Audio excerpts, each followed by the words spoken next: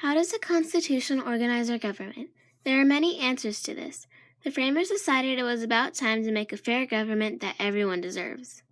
In 1776, on July 4th, Congress voted approval for the Declaration of Independence, and America parted from Britain. And just a year later, they created the government Articles of Confederation. This government was too weak, and it left most of the power to the state governments. Things were not very organized and was not very strong. So 55 people met in Philadelphia for the Constitutional Convention. Some of the major people who attended were James Madison, Benjamin Franklin, Alexander Hamilton, and George Washington. So in 1787, the Constitution was signed, giving us the government we have today. Our founders wanted separation of powers, okay, and they wanted the legislative to make it, executive to enforce, and the judicial to interpret, and everybody have equal powers. This was a major turning point in our history. In the Constitution, the framers wanted to make a fair government, one without too much power or too little, and also one that gave the people a say. So that's how they came up with the idea of the three branches of government. They are legislative, executive, and judicial.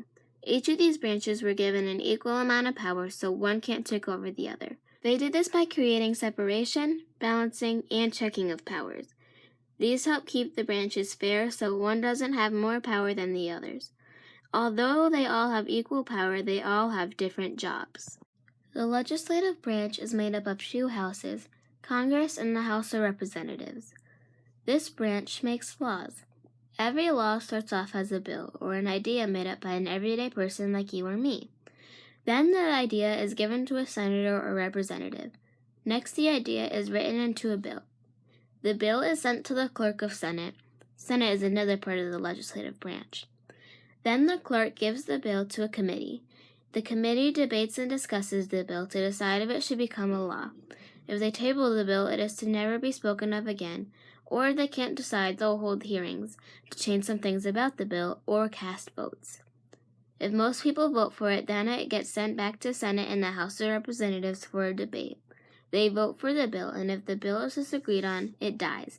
If it is agreed on, it goes before all of Congress for a vote. If it gets most votes, it goes to the President for approval.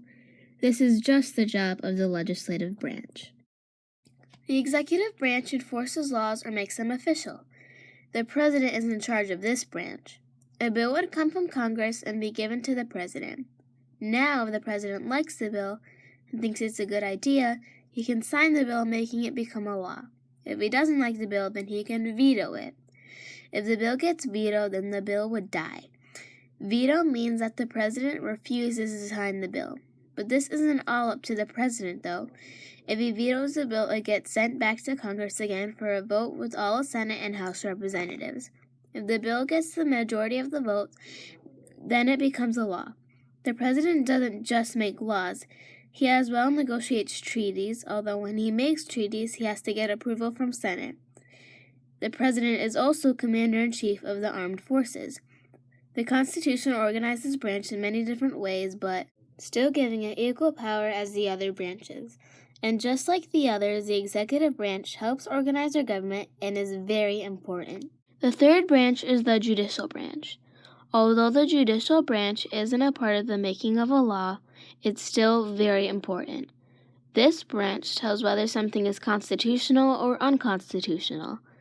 The head of this branch is the Supreme Court. There are 9 justices in the Supreme Court, and these justices can do many different things. They can tell the president that his actions do not follow the rules, or they can also stop a law that isn't constitutional made by Congress. The Supreme Court is the final judge in cases involving any law by Congress. Without this branch, Congress could make a law and have the president sign it even if it is against the rules. The decisions of the Supreme Court are made at a courthouse in Washington, D.C. So overall, this branch is very important and our government wouldn't do very good without it. The government before the Constitution was chaotic. It was ruled by King George, and King George was unfair. He put acts upon the people that were unnecessary, and he was ruling all by himself. That's why the framers made our government in 3 equal parts.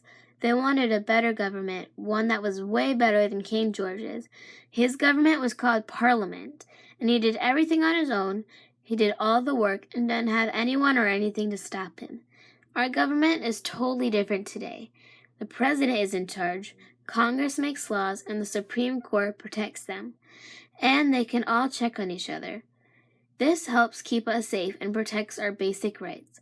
If the framers didn't write the Constitution, we might not even have freedom of religion or freedom of speech. The Constitution is pretty much America's closet organizer. Without it, we would be a mess and everything would be out of order. The Constitution is pretty much the best thing that has happened in our history. The government is so much better and improved. I don't know what we would do without the Constitution. Feel bad because the Constitution is the law of the land. It's the laws that guide our country, and we would have chaos. Things would be out of control, I think, if we didn't have the Constitution. We've had it for over 200 years. It's a great document. We're the oldest living constitutional republic in the world. We had democracy, began really in America, and it's still around today. So I love our Constitution. And because of it, our government is nice and organized, keeping us all safe.